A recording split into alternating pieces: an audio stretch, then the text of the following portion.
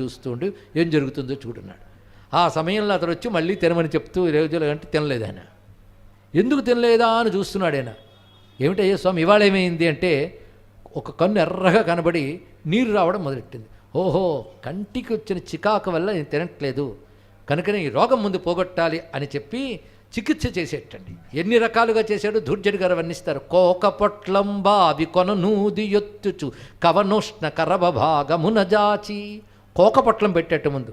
కోక పొట్లం, కోక అంటే వస్త్రం, దాని పొట్లంలో నూది పెట్టడం, అది కోక పొట్లం ప్రథమ చికిత్స. రెండవది చెయ్యిలా అరగదీసి పెట్టేట. నెత్తి తంగేడాకు మెత్తి తద్రసమిడి, ఎందుకంటే ఆటవికులకి ఎన్నో రకాల పసర విద్యాలు తెలిసినట్టుగా చెప్పుకున్నాం. తద్రసమిడి ఇలా రకరకాల పనులు చేశాడు.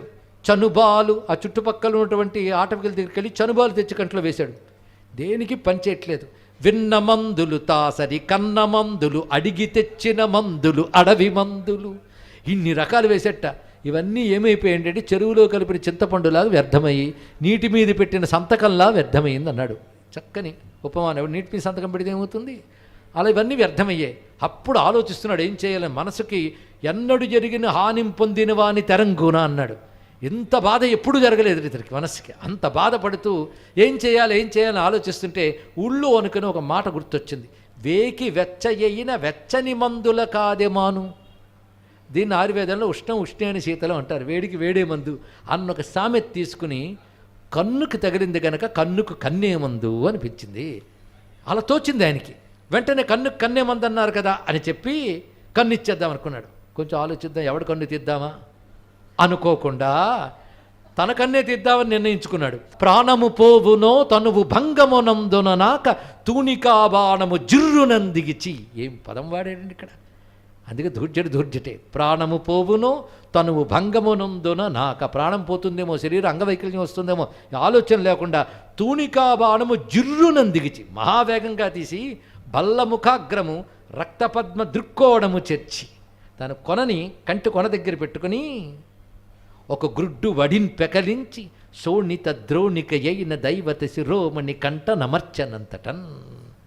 అంతవరకు నీరు కానుతుంది. నెత్తురు కారడం మొదలుపెట్టిన తర్వాత ఈ కన్ను అక్కడ పెట్టాడు. పెట్టిన వెంటనే మున్నిటి కంటి కంటే కడు మోహనమై ఈ కన్ను ఒప్పగా అన్నాడు.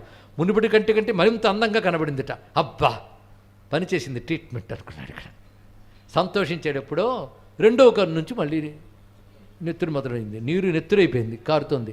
అప్పుడు ఒక ధైర్యం కలిగింది. ఈ కన్ను పనిచేసింది కనుక ఆ కన్ను పనిచేసింది. వెంటనే నీ దయచేత కన్న మందున్నదయ్యా పర్వాలేదు అని సిద్ధపడిపోయి అది కూడా తీద్దాం అనుకున్నాడు.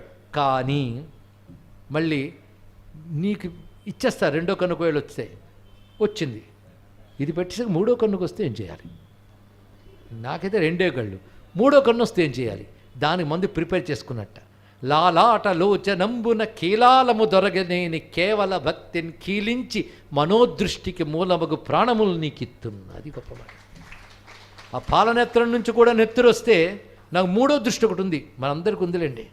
ఇక్కడున్న సీరియల్ ఏమైందని ఆలోచించే దృష్టి అది మనోదృష్టి. అది ఎన్నైనా ఊహించగలదు. ఇక్కడ మనోదృష్టికి మూలం ప్రాణం.